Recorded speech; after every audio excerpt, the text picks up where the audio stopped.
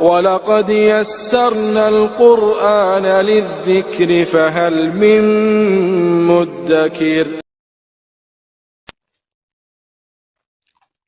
آج انشاءاللہ تعالی ہم سورۃ النساء کی آیت نمبر 176 پڑھتے ہیں اور اس کو سمجھنے کی کوشش کرتے ہیں۔ اعوذ باللہ من الشیطان الرجیم، بسم اللہ الرحمن الرحیم۔ یستفتونک قل اللہ یفتیکم فی الکلالہ ان امرؤ هلك ليس له ولد وله أخت فلها نصف ما ترك وهو يرثها إن لم يكن لها ولد فإن كانت اثنتين فلهما الثلثان مما ترك وَإِن كَانُوا إِخْوَةً رِجَالًا وَنِسَاءً فَلِلذَّكَرِ مِثْلُ حَظِّ الْأُنثَيَيْنِ يُبَيِّنُ اللَّهُ لَكُمْ أَن تَضِلُّوا وَاللَّهُ بِكُلِّ شَيْءٍ عَلِيمٌ۔ یستفتونک، وہ آپ سے فتویٰ پوچھتے ہیں۔ یستفتونک، وہ آپ سے فتویٰ پوچھتے ہیں۔ قل، کہہ دیجئے، قل کہہ دیجئے، اللہ اللہ، اللہ اللہ، یفتیکم، تمہیں فتویٰ دیتا ہے، یفتیکم، تمہیں فتویٰ دیتا ہے، فی الکلالہ، کلالہ کے بارے میں، فی الکلالہ، کلالہ کے بارے میں۔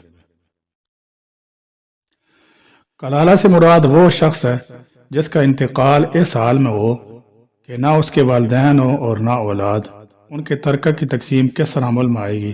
اس سلسلے میں درج ذیل احکام بیان کیے گئے ہیں۔ الف، اگر صرف ایک حقیقی یا ماں باپ شریک یا الاتی یعنی باپ شریک بہن ہو تو وہ ایسے شخص کے ترکہ کے نصف کی حقدار ہوگی۔ اگر ماں شریک بہن ہو تو اس کے حصہ کا ذکر اسی سورہ کی آیت نمبر 12 میں آ چکا ہے۔ باقی نصف اسبا رشتہ داروں، چچا، چچا زاد، بھائی وغیرہ کو ملے گا۔ اگر یہ بھی نہ ہو تو باقی آدھا حصہ بھی بہن ہی کے حصہ میں آئے گا۔ با، اگر عورت کلالہ ہو، اس کے والدین اور اولاد نہ ہو تو صرف بھائی ہو، خواہ ایک ہو یا زیادہ، تو وہ اس کے پورے ترکہ کا وارث ہوگا۔ جیم، اگر کلالہ مرد کی دو بہنیں ہوں تو یہ دونوں 2/3 ترکہ کی حقدار ہیں، 2 سے زیادہ ہوں تب بھی یہی حکم ہے۔ باقی 1/3 اسبا رشتہ دار، چچا، چچا زاد، بھائی وغیرہ کا ہوگا۔ اگر کوئی اسبا موجود نہ ہو تو یہ باقی 1/3 بھی بہنوں ہی کو ملے گا۔ دال، اگر کلالہ مرد یا عورت کے بھائی بھی ہوں اور بہن بھی تو ترکہ اس طرح تقسیم ہوگا کہ مرد کا حصہ بمقابلہ عورت کے دوہرا ہوگا۔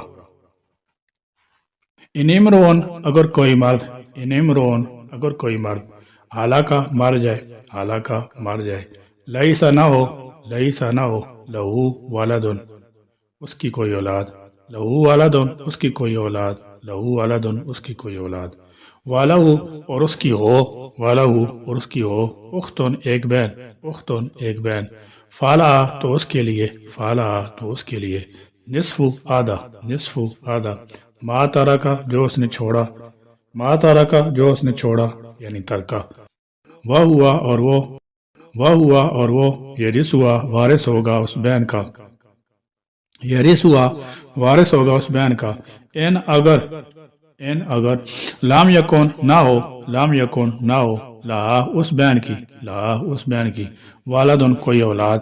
والدن، کوئی اولاد، فین، پھر اگر، فین، پھر اگر، کانتا، وہ ہوں، کانتا، وہ ہوں، اثنتین، دو بہنیں، اثنتین، دو بہنیں، فلہما، تو ان دونوں کے لیے ہے، فلہما، تو ان دونوں کے لیے ہے، الثلثان، 2/3، الثلثان، 2/3، مما، اس میں سے جو، مما، اس میں سے جو،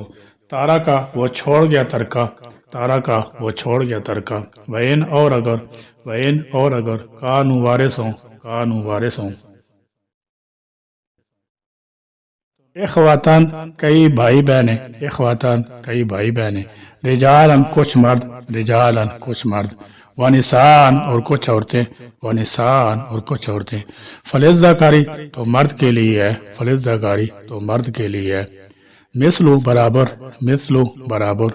مثلو برابر حظ الانثیین دو عورتوں کے حصے کے، حظ الانثیین دو عورتوں کے حصے کے، یبین کھول کر بیان کرتا ہے، یبین کھول کر بیان کرتا ہے، اللہ اللہ اللہ اللہ لکم تمہارے لیے، لکم تمہارے لیے، ان تذلوا تاکہ تم بھٹک نہ جاؤ، ان تذلوا تاکہ تم بھٹک نہ جاؤ، واللہ اور اللہ، واللہ اور اللہ بکل شیء ہر چیز کو، بکل شیء ہر چیز کو، علیم خوب جاننے والا ہے، علیم خوب جاننے والا ہے۔ یہ آیت کریمہ نبی کریم صلی اللہ علیہ وسلم کی زندگی کے آخری ایام میں نازل ہوئی، جس وقت سورہ نساء مکمل ہو چکی تھی۔ اس میں کلالہ کی میراث کے ایک دوسرے پہلو کا ذکر ہے، جس کے متعلق صحابہ کرام رضی اللہ تعالی عنہم نے آپ سے استفسار کیا تھا، چونکہ کلالہ کی میراث کا حکم اس سورہ کی آیت نمبر 12 میں مذکور ہے، اور باقی احکام میراث میں بھی اسی سورت کی آیت نمبر 11-12 میں بیان ہوئے ہیں، اس لیے اس آیت کو بھی بطور تتمہ اسی سورت کے آخر میں شامل کیا گیا۔ واضح ہے کہ کسی بھی سورت کی آیات مربوط اور ان کی ترتیب توقیفی ہے، یعنی رسول اللہ صلی اللہ علیہ وسلم نے وحی الہی کی روشنی میں سب آیات کو اپنے مناسب مقام پر رکھا ہے۔ اس آیت میں کلالہ کے بارے میں تفصیلاً دوبارہ بتایا جا رہا ہے۔ صاف ظاہر ہو رہا ہے کہ لوگوں نے آپ صلی اللہ تعالی علیہ وسلم کلالہ کے بارے میں پوچھا، اور آپ صلی اللہ علیہ وسلم نے ان کو جواب تب دیا اس مسئلہ کے بارے میں وہی نازل ہوئی۔ کلالہ کے اخیافی بہن بھائیوں کی صورت میں وراثت کے حصوں میں کوئی فرق نہیں پڑتا، کلالہ خواہ مرد ہو یا عورت، مگر جب تقسیم کلالہ کے حقیقی یا علاتی بہن بھائیوں کے درمیان مقصود ہو تو مرد کلالہ اور عورت کلالہ کے مسائل مختلف ہیں۔ اولاد کی 3 قسمیں ہوتی ہیں، عینی یا حقیقی، یا سگے بہن بھائی جن کے ماں اور باپ ایک ہوں، علاتی یا سوتیلے جن کا باپ تو ایک اور مائیں الگ الگ ہوں۔ نمبر 3 اخیافی یا ماں جائے جن کی ماں ایک اور باپ الگ الگ ہوں۔ اسی سورہ کی آیت نمبر 12 میں جو کلالہ کی میراث کے احکام بیان ہوئے تھے وہ اخیافی بہن بھائیوں سے تعلق رکھتے ہیں، اور جو اس آیت نمبر 176 میں بیان ہو رہے ہیں یہ حقیقی یا سوتیلی بہن بھائیوں سے تعلق رکھتے ہیں۔ کلالہ کی میراث کی تقسیم میں 2 باتوں کو ملحوظ رکھنا ضروری ہے۔ ایک یہ کہ اگر کلالہ کے حقیقی بہن بھائی موجود ہوں اور سوتیلے بھی، تو حقیقی بہن بھائیوں کی موجودگی میں سوتیلے محروم رہیں گے، اور اگر حقیقی نہ ہو تو پھر سوتیلوں میں جائیداد تقسیم ہوگی۔ دوسری یہ کہ کلالہ کے بہن بھائیوں میں تقسیم میراث کی بالکل وہی صورت ہوگی جو اولاد کی صورت میں ہوتی ہے، یعنی اگر صرف ایک بہن ہو تو اس کو آدھا حصہ ملے گا، 2 ہوں یا 2 سے زیادہ بہنیں ہوں تو ان کو 1/3 حصہ ملے گا، اور اگر صرف بھائی ہی ہو تو تمام ترکہ کا وارث ہوگا، اور اگر بہن بھائی ملے جلے ہوں تو ان میں سے ہر مرد کو 2 حصے اور ہر عورت کو 1 حصہ ملے گا۔ جیسا کہ پہلے گزر چکا ہے کہ کلالہ اس مرد یا عورت کو کہتے ہیں جس کی نہ تو اولاد ہو اور نہ ماں باپ بلکہ آبا کی جانب میں کوئی رشتہ دار موجود نہ ہو۔ اب کلالہ کی بھی 2 صورتیں ہیں، ایک یہ کہ عورت ہو اور اس کا خامند بھی موجود نہ ہو، یا مرد ہو اس کی بیوی بھی نہ ہو، اور دوسری یہ کہ میت مرد ہو اور اس کی بیوی موجود ہو، یا میت عورت ہو تو اس کا خامند موجود ہو۔ دوسری صورت میں زوجین بھی وراثت پر مقررہ حصہ کے حقدار ہوں گے۔ مثلا کلالہ عورت ہے جس کا خامند موجود ہے اور اس کی ایک بہن بھی زندہ ہے، تو آدھا حصہ خامند کو اور آدھا بہن کو مل جائے گا، اور اگر بہنیں 2 یا 2 سے زیادہ ہوں تو پھر کل جائیداد کے 6 کی بجائے 7 حصے کر کے 3 حصے خامند کو اور 4 حصے بہنوں کو مل جائیں گے، اور اگر بہن بھائی ملے جلے ہیں تو حسب قاعدہ للذکر مثل حظ الانثیین آدھی میراث ان میں تقسیم ہوگی۔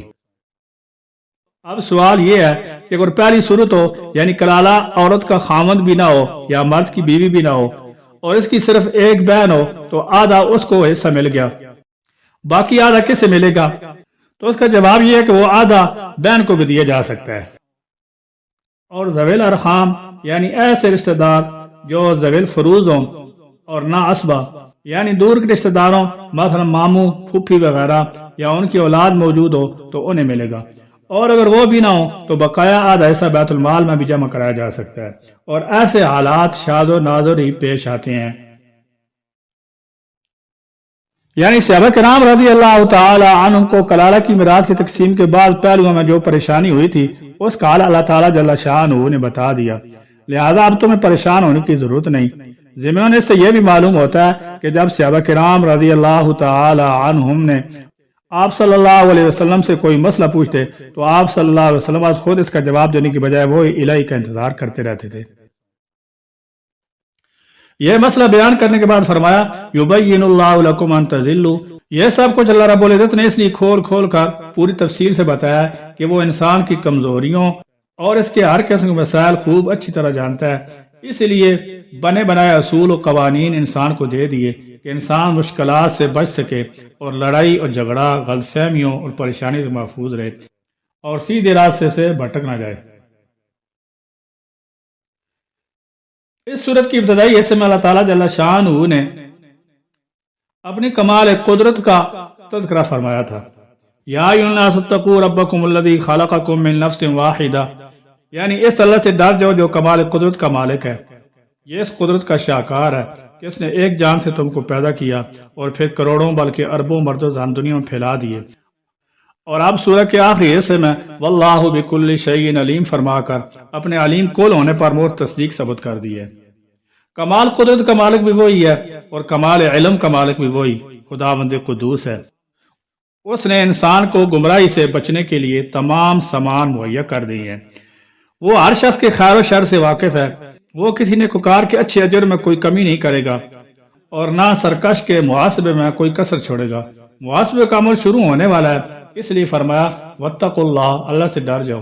الذین تساءلون بہ والارحام، کہ تم اس کے واسطے سے سوال کرتے ہو اور قرابت داروں سے خبردار رہو، ان کے حقوق کا خیال رکھو، اگر کسی کے حقوق کو پامال کیا تو اللہ تعالیٰ جل شانہ کی گرفت میں آ جاؤ گے۔ اسی کے ساتھ اللہ تعالیٰ کے فضل و کرم سے سورۃ النساء مکمل ہوتی ہے۔ الحمدللہ، اللہ رب العزت اس چھوٹی سی خدمت کو قبول فرمائے، میرے بیان کرنے اور سننے والے تمام اہل اسلام کے لیے رہنمائی کا بہترین ذریعہ بنائے۔ اللہ تعالیٰ جل شانہ ہم کو جملہ قرآنی احکام کا اتباع نصیب فرمائے اور اس قرآن کریم کے پڑھنے، پڑھانے اور سننے سنانے کو ہمارے لیے نجات کا ذریعہ بناویں۔ جس طرح اللہ تعالیٰ کے فضل و کرم سے آج ایک منزل کا بیان ختم ہوا، حق تعالیٰ جل شانہ بقیہ کی تکمیل اور سننے سنانے کی توفیق مرحمت فرمائے، اور جتنا احکام خداوندی کا ہم کو علم ہوا اس پر عمل کی توفیق اور عمل میں اخلاص نصیب فرمائے، اور اپنے کمال علم، کمال قدرت کی وہ معرفت عطا فرمائے کہ ہمارے لیے جملہ اوامر و نواہی کی پابندی اور اطاعت آسان ہو جائے اور ہر طرح کی نافرمانی دشوار و محال ہو جائے۔ یا اللہ ہم کو میراث کے احکام کی خصوصی عظمت و اہمیت عطا فرما تاکہ اس معاملہ میں آپ کے احکام کی خلاف ورزی نہ ہو۔ یا اللہ میراث کے مسائل و احکام جاننے اور معلوم کرنے کی ہم کو توفیق مرحمت فرما، اور آپ نے اپنی حکمت کاملہ سے میراث میں جس کا جو حصہ مقرر فرما دیا ہے اس کی پابندی ہم کو نصیب فرما، اور اس معاملہ میں ادنا کوتاہی سے بھی بچنے کی توفیق عطا فرما۔ یا اللہ آپ نے اپنے بندوں کو گمراہی سے بچانے کے لیے اپنے احکام قرآن میں نبی کریم صلی اللہ تعالی علیہ وسلم کے ذریعے سے بتلا دیے۔ یا اللہ ہم کو اپنے جملہ احکام کی اطاعت نصیب فرما اور اپنے احکام کی مخالفت اور انحراف کی شقاوت و بد نصیبی سے بچا۔ ربنا تقبل منا انك انت السميع العليم وتب علينا انك انت التواب الرحيم واخر دعوانا الحمد لله رب العالمين۔